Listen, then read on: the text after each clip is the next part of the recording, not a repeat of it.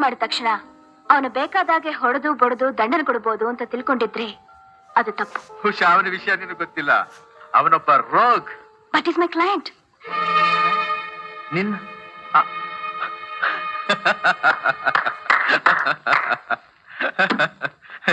Is your client.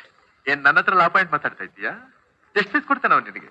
ನಗ್ಬೇಡಿ, ತಮಾಷೆ ಮಾಡ್ಕೊಂಡು ಕಾಲ ಕಳಿಯೋಕೆ ನಾ ಬಂದಿಲ್ಲ. ನಾನು ಉಮೇಶ್ ಲಾಯರ್ ಆಗಿ ಬಂದಿದ್ದೀನಿ. ನೀನು ಉಮೇಶನ್ ಲಾಯರ್ ಆಗಿ ಬಂದಿದ್ದೀಯಾ? ನಾನು ಇದನ್ನ ನಂಬೇಕಾ? Sure. Take the bail order.